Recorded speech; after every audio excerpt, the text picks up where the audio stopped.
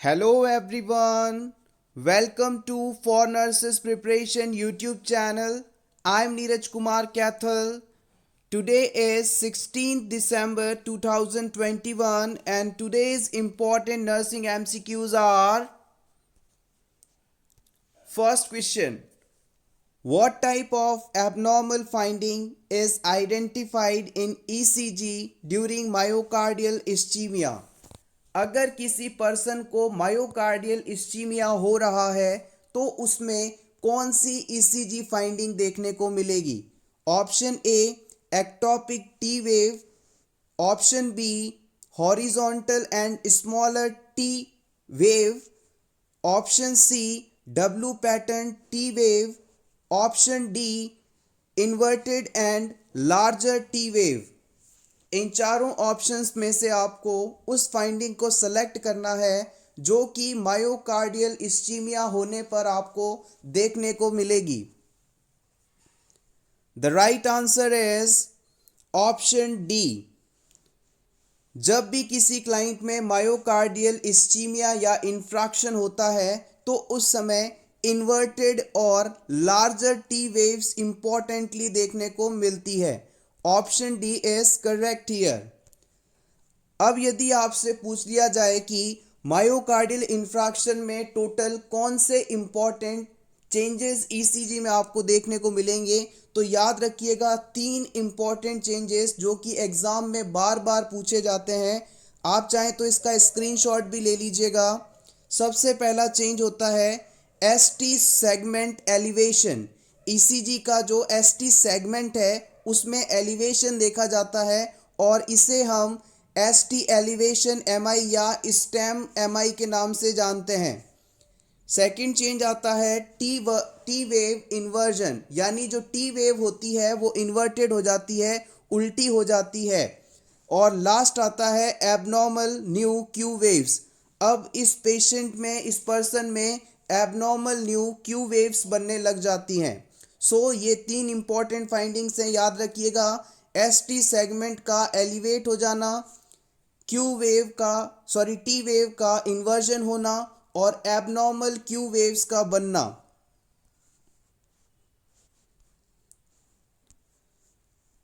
Common complications of myocardial infraction. कई बार exam में आपसे ये भी पूछा जाता है कि अगर किसी क्लाइंट को एमआई हो रहा है, हार्ट अटैक आया है, तो उसमें कौन कौन से कॉम्प्लिकेशंस हो सकते हैं। सबसे पहला और सबसे ज़्यादा पाया जाने वाला कॉम्प्लिकेशन है डिसइरिथमियास। ये लगभग 80% पेशेंट्स में देखने को मिलता है। सो याद रखिएगा, मायोकार्डियल इंफ्रैक्शन या हार्ट अटैक में मोस्ट कॉमन कॉम्प्लिकेशन के रूप में डिसइरिथमियास को जाना जाता है और लगभग 80% पेशेंट्स में यह आपको देखने को मिलेगा। इसके बाद नेक्स्ट आता है कार्डियोजेनिक शॉक, फिर आता है heart failure, next is papillary muscle dysfunction, next is ventricular aneurysm और लास्ट है ड्रेसलर्स सिंड्रोम। ड्रेसलर्स सिंड्रोम क्या है, इसे क्विकली रिवाइज कर लेते हैं।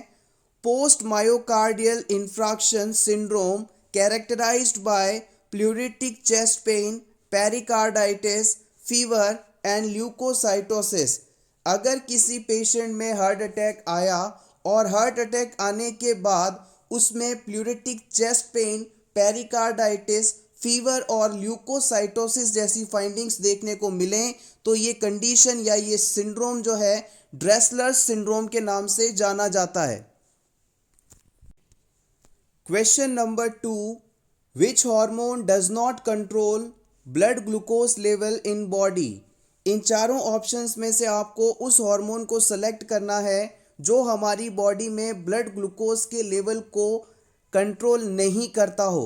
Option 1 insulin, option B cortisol, option C glucagon, option D vasopressin.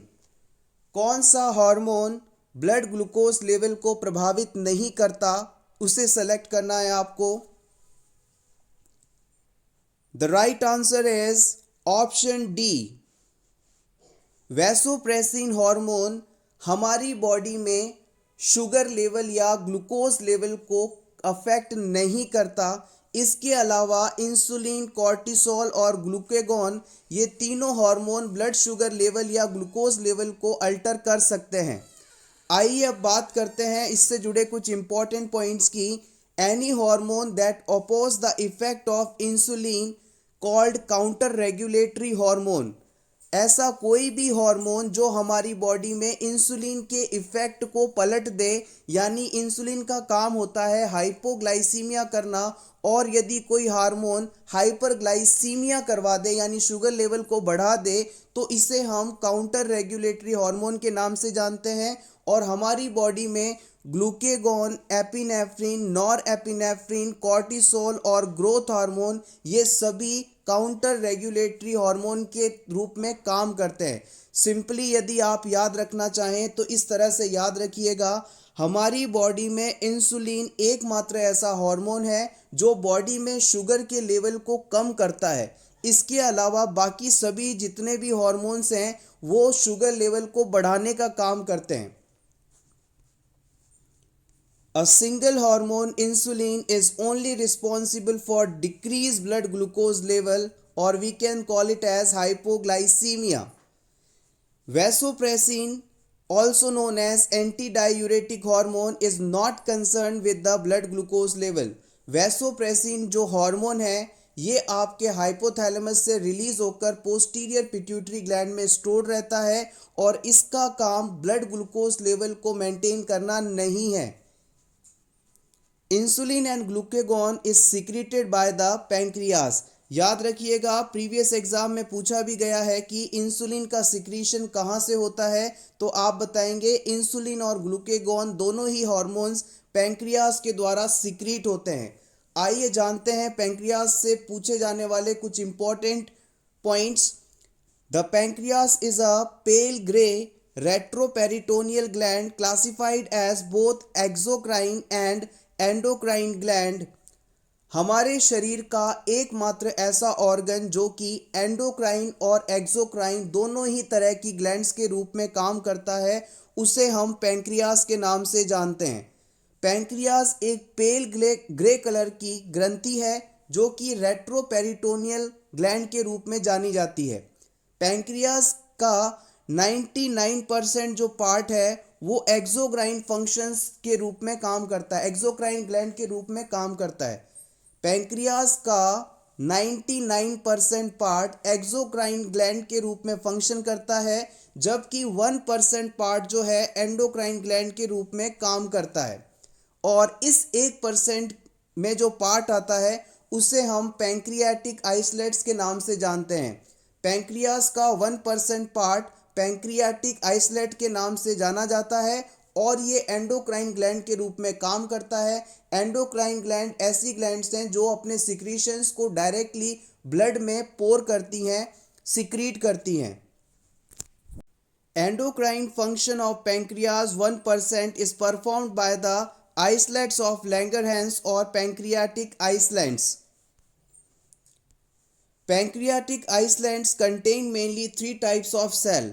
Pancreas की जो आइसलेट सेल्स होती हैं, लैंगरहैंस सेल्स होती हैं, उनमें 3 प्रकार की स्पेशल सेल्स पाई जाती हैं जो कि कुछ स्पेशल सब्सटेंसेस का सिक्रीशन करती हैं। और एग्जाम पॉइंट ऑफ व्यू से भी ये काफ़ी इंपॉर्टेंट स्लाइड है, आप चाहें तो इसका स्क्रीनशॉट ले सकते हैं। अल्फा सेल्स जो होती हैं, जिसे आप ए सेल के नाम से भी जानते हैं, ये टोटल सेल्स का 15% होती हैं और ये ग्लूकेगॉन का सिक्रीशन करवाती हैं। इसके अलावा पैंक्रियाटिक आइसलेट्स में बीटा सेल्स होती हैं जो कि टोटल सेल्स का सबसे अधिक यानी 80% होती हैं और इनका काम है इंसुलिन का सिक्रीशन करना। प्रीवियस एग्जाम में ये पूछा भी गया है कि पैंक्रियास की कौन सी सेल्स इंसुलिन का सिक्रीशन करती हैं, तो आपको बताना है बीटा सेल्स या B cells. Delta cells 5% part बनाती हैं और ये सोमेटोस्टेटिन का सिक्रीशन करती हैं। Question number 3, in spinal cord myelin sheath is formed by. हमारी स्पाइनल कॉर्ड की जो माइलिन शीट है वो किसके द्वारा बनी होती है?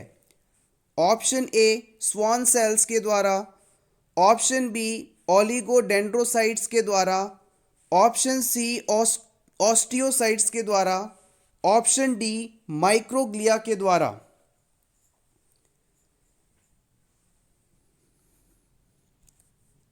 The right answer is option B. Oligodendrocytes जो हैं हमारी स्पाइनल कॉर्ड की माइलिन शीट का निर्माण करती हैं। आइए इसके बारे में और जानें। Nervous system controls and coordinate all the activities of body quicker than other control systems of body, example endocrine system. हमारी बॉडी में दो सिस्टम्स पाए जाते हैं, एक नर्वस सिस्टम और दूसरा एंडोक्राइन सिस्टम। इन दोनों ही सिस्टम का काम है हमारे बॉडी को कंट्रोल और कोऑर्डिनेट करना। हमारी बॉडी की सभी एक्टिविटीज़ को कंट्रोल और कोऑर्डिनेट करने का काम नर्वस सिस्टम और एंडोक्राइन सिस्टम करते हैं। नर्वस सिस्टम ऐसा सिस्टम है जो तुरंत काम करता है, बहुत तेज़ी से काम करता है, जबकि एंडोक्राइन सिस्टम थोड़ा स्लो सिस्टम है जिसका इफेक्ट आने में थोड़ा समय लगता है। Nervous system made by a network of billions of. अब हम बात करेंगे नर्वस सिस्टम का निर्माण किन के द्वारा होता है। सबसे पहली और इम्पॉर्टेंट स्ट्रक्चर है neuron, structural and functional unit of nervous system.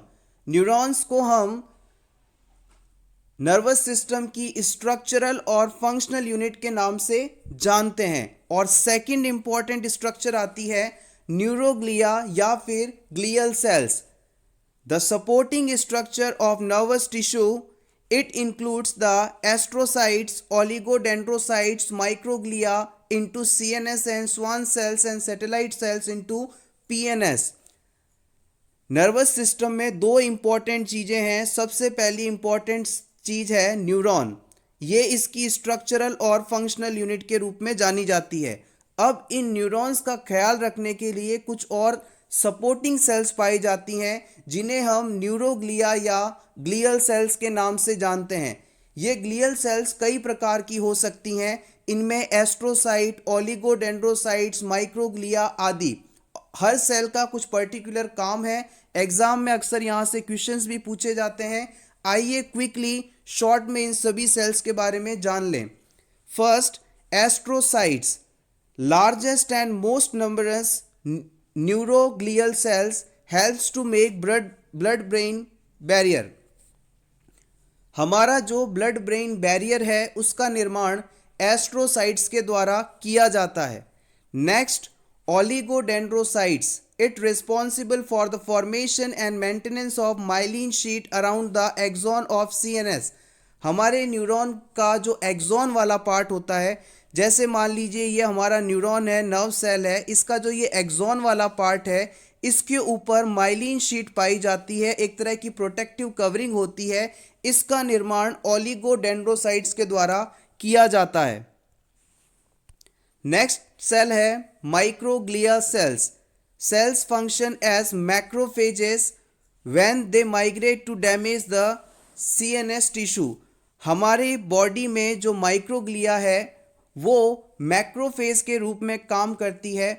Macrophages ऐसे सब्सटेंस हैं जो कि फैगोसाइटोसिस प्रोसेस के द्वारा जो डैमेज्ड सेल्स हैं या फिर हार्मफुल सब्सटेंसेस हैं उन्हें एंगल्फ करके डिस्ट्रॉय कर देती हैं।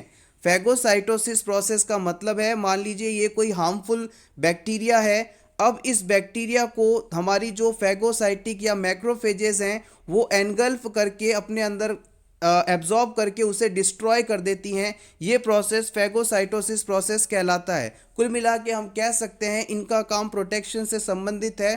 नेक्स्ट आता है satellite cells, it enclosing cell bodies of sensory neurons in spinal ganglia. Satellite cells जो हैं वो सेल बॉडीज को एनक्लोज करके रखती हैं। लास्ट है Schwann cells, form myelin sheath of neurons of PNS। Peripheral nervous system के न्यूरॉन्स की माइलिन शीट का निर्माण स्वान सेल्स के द्वारा किया जाता है। Question number 4, developmental change that occurs across all stages of life is known as. पूरी लाइफ में, पूरे जीवन काल में जितने भी डेवलपमेंटल चेंजेस आते हैं इन्हें आप किस नाम से जानते हैं? Option A early stage approach, option B life cycle approach, option C maturity approach, option D life experience approach. The right answer is option B, life cycle approach. Life cycle approach is a developmental changes that you will see in across whole life. Development means qualitative changes in child's functioning like progressive improvement in skill and capacity to function. While growth is a quantitative term refers to increase in size and body mass. दो terms होती हैं, exam point of view से ये slide important है, आप चाहें तो screenshot ले सकते हैं आपके रिवीजन के लिए। सबसे पहली टर्म है ग्रोथ। ग्रोथ का मतलब होता है किसी भी पर्सन की बॉडी का विकास होना। छोटा बच्चा धीरे धीरे बड़ा होकर अडल्ट में कन्वर्ट हो जाता है, तो ये ग्रोथ कहलाता है। हमारी बॉडी का मैच्योर होना, हमारा लंबाई में बढ़ना, ये सभी ग्रोथ के एग्जाम्पल हैं। जबकि डेवलपमेंट का बात करें तो डेवलपमेंट का मतलब है किसी भी पर्सन के द्वारा नई स्किल्स को सीखना, उसमें मास्टर होना डेवलपमेंट कहलाता है। किसी भी बच्चे में नई स्किल्स को सीखना, अपने आप को बेहतर करना, प्रोग्रेसिव इंप्रूवमेंट करना डेवलपमेंट कहलाता है। Maturation is an increase in competence and functioning at higher level based on genetic inheritance. हमने ग्रोथ को समझा, डेवलपमेंट को समझा, अब बात आती है मैचुरेशन की। मैचुरेशन का मतलब है किसी भी पर्सन का किसी भी पर्टिकुलर फील्ड में मैच्योर होना, हायर लेवल को अचीव करना। Question number 5, child's participation in decision making process about health care is termed as। किसी भी बच्चे के द्वारा हेल्थ रिलेटेड इश्यूज में पार्टिसिपेशन करना, स्पेशली इन डिसीजन मेकिंग, क्या कहलाता है?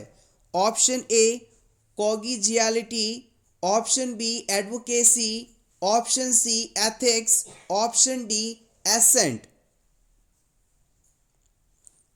The right answer is option D. It is called assent. आइए assent और consent टर्म के बीच में अंतर समझें। जब किसी अडल्ट पर्सन को आप उसमें होने वाले मेडिकल प्रोसीजर के बारे में समझाकर उसकी सहमति लेते हैं तो ये प्रोसेस कंसेंट कहलाता है। लेकिन अगर कोई ऐसा पर्सन जिसकी उम्र 18 से कम है, यानी चाइल्ड है, बच्चा है, उसे आप समझाकर इस मेडिकल प्रोसीजर करने की सहमति अगर लेते हैं तो उसे आप एसेंट के नाम से जानते हैं। Assent means expression of willingness of minor to participate in some activity, example treatment, clinical trial etcetera. किसी 18 साल से कम उम्र के बच्चे को किसी पर्टिकुलर ट्रीटमेंट या क्लिनिकल ट्रायल के लिए उसका अप्रूवल लेना एसेंट कहलाता है। Question number 6, the number of nurses required for 16 bedded pediatric ward according to American Academy of Pediatrics। आपको अमेरिकन एकेडमी ऑफ पीडियाट्रिक्स के हिसाब से एक 16 बेडेड पीडियाट्रिक वार्ड में कितनी नर्सेस की आवश्यकता होगी, इसे बताना है। Option A 5, option B 6, option C 16, option D 4।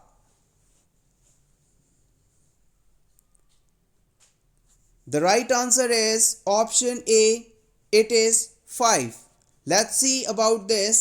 According to American Academy of Pediatrics, one nurse is needed for the 4 babies to give nursing care and 25% staff should be reserved for day off and leave.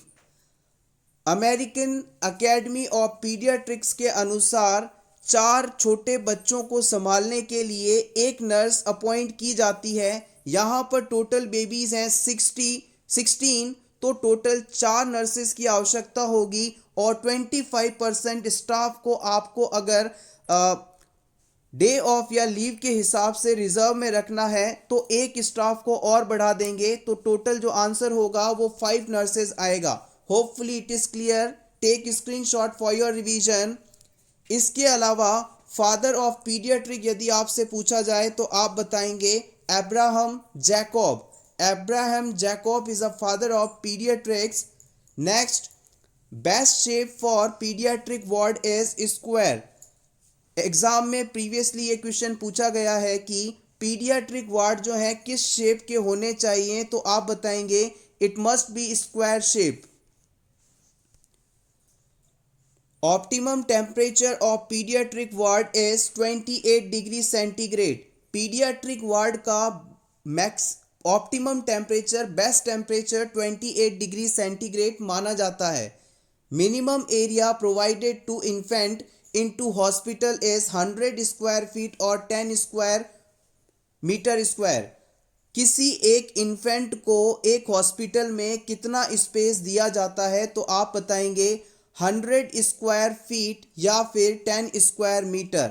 100 square feet या फिर 10 square metre is a ideal space that must be given to the infant by the hospital. Question number 7, the vaccination was first performed by. सबसे पहले vaccination किसके द्वारा किया गया था? Option A John Salk, option B Edward Jenner, option C Louis Pasteur, option D Alexander Fleming. सबसे पहले vaccination किसने किया था? The right answer is option B, it is Edward Jenner. सबसे पहला वैक्सीनेशन एडवर्ड जेनर के द्वारा किया गया था। Question number 8, lochia is a vaginal discharge for first fortnight during the puerperium which originates from.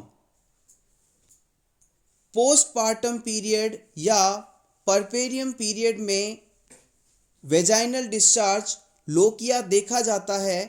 ये लोकिया कहाँ से ओरिजिन होता है? Option A from uterine body, option B from cervix, option C from vagina, option D from all of the above. Lochia जो है किस जगह से सीक्रीट होता है, इसे बताना है आपको।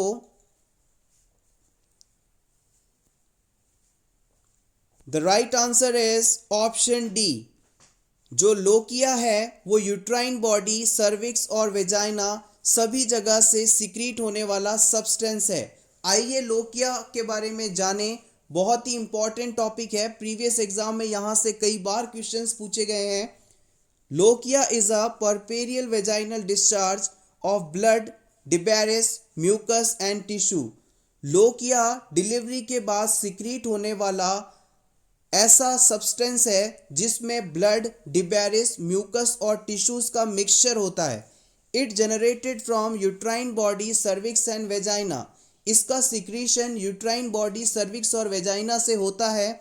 It contains placental tissue and has a alkaline reaction.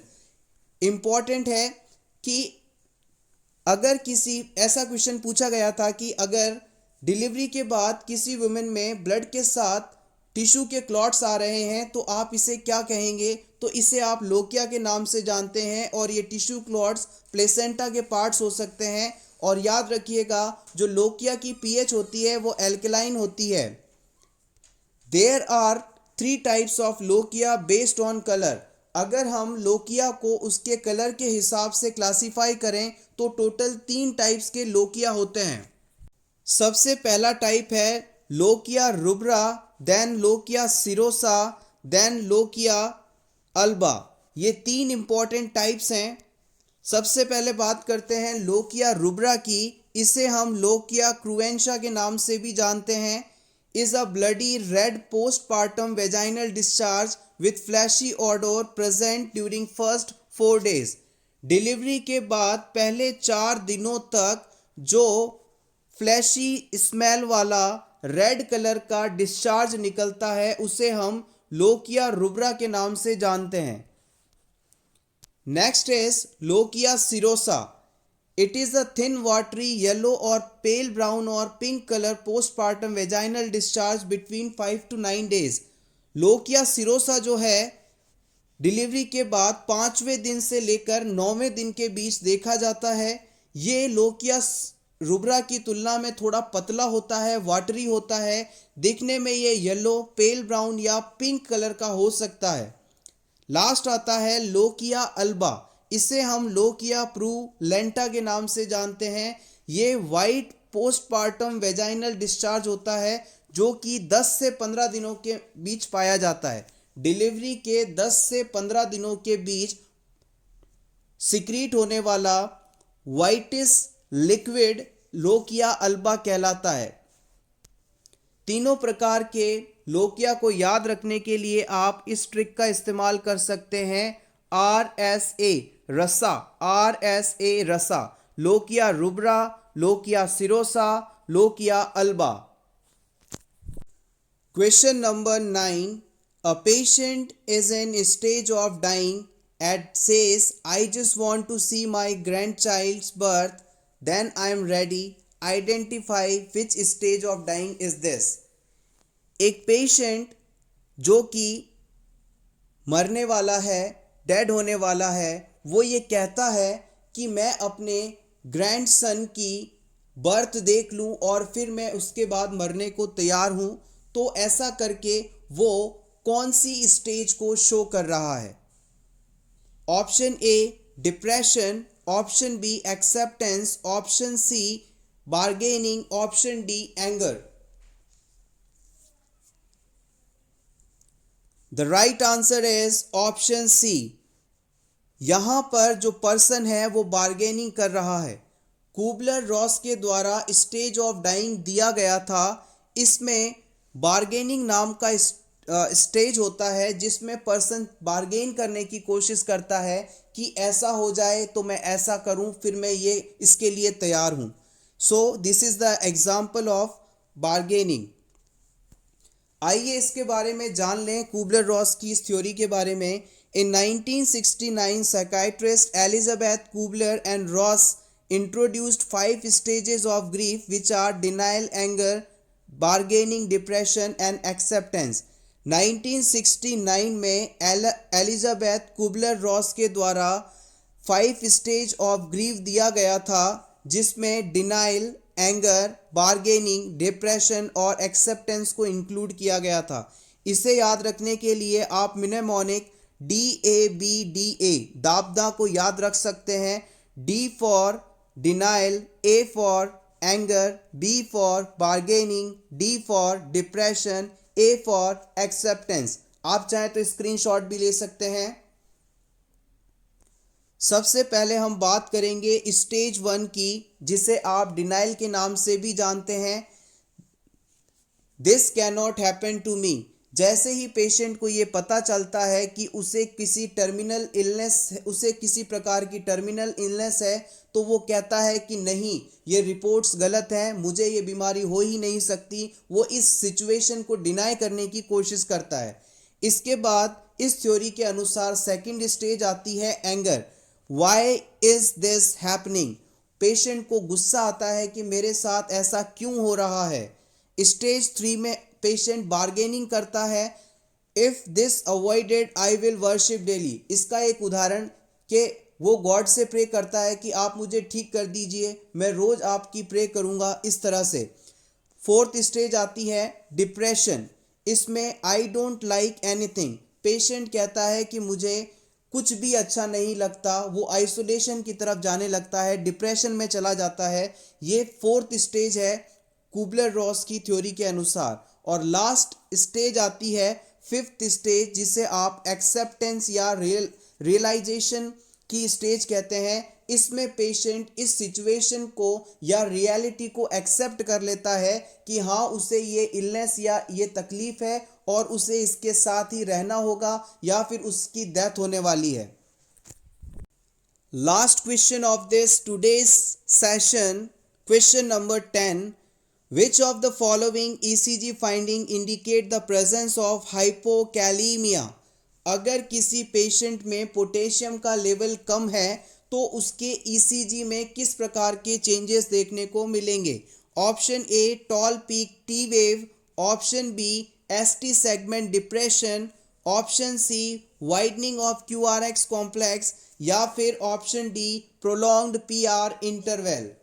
Hypokalaemia होने पर किस प्रकार के ईसीजी चेंजेस देखने को मिलेंगे।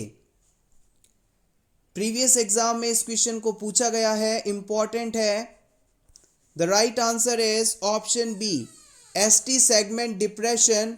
ST segment depression is the finding that we will see in ECG if a person is having hypokalemia situation। आइए अब बात करते हैं हाइपोकैलीमिया और हाइपरकैलीमिया दोनों ही सिचुएशंस में देखे जाने वाले इम्पॉर्टेंट ईसीजी चेंजेस की, जो कि आपको एग्जाम पॉइंट ऑफ व्यू से काफ़ी इम्पॉर्टेंट है। सबसे पहले हाइपोकैलीमिया होने पर shallow flat inverted T wave, shallow flat inverted T wave, ST segment depression और prominent U wave. Normally ECG में यू वेव एब्सेंट होती है, लेकिन अगर पेशेंट को हाइपोकैलीमिया सिचुएशन है तो वहाँ पर यू वेव भी ईसीजी में दिखाई देगी। बहुत ही इंपॉर्टेंट पॉइंट है। इसके अलावा जो टी वेव है वो इन्वर्टेड हो जाएगी, यानी उल्टी हो जाएगी। साथ ही साथ ये शैलो या फ्लैट भी हो सकती है। एसटी सेगमेंट डिप्रेस्ड मिलेगा आपको।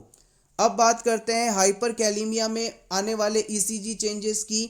यहाँ पर जो टी वेव है वो काफ़ी बड़ी ऊपर दिखाई देगी, टॉल पीक्ड दिखाई देगी। जो पी वेव है वो लगभग फ्लैट होगी और जो क्यू आर एक्स कॉम्प्लेक्स है वो काफ़ी ज़्यादा वाइड होगा।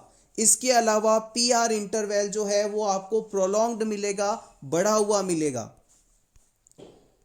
ईसीजी की जब बात करते हैं तो हाइपोकैलीमिया और हाइपरकैलीमिया से भी क्वेश्चन कई बार पूछे जाते हैं। तो याद रखिएगा, अगर किसी पेशेंट को हाइपोकैल्सीमिया कंडीशन है, यानी पेशेंट का जो कैल्शियम लेवल है वो कम है नॉर्मल से, तो यहाँ पर प्रोलॉन्ग्ड एसटी और क्यूटी इंटरवल देखने को मिलेंगे। इस पेशेंट की ईसीजी में जो एसटी सेगमेंट है और क्यूटी इंटरवल है दोनों ही बढ़े हुए मिलेंगे।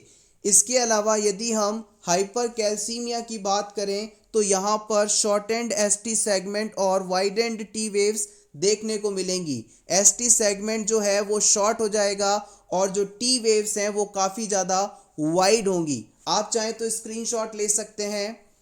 Thank you so much everyone for watching this complete video. अगर आपको आज की ये क्लास अच्छी लगी हो तो वीडियो को ज़रूर लाइक कर दीजिएगा। See you tomorrow with new MCQs. Till then, take care. Best of luck.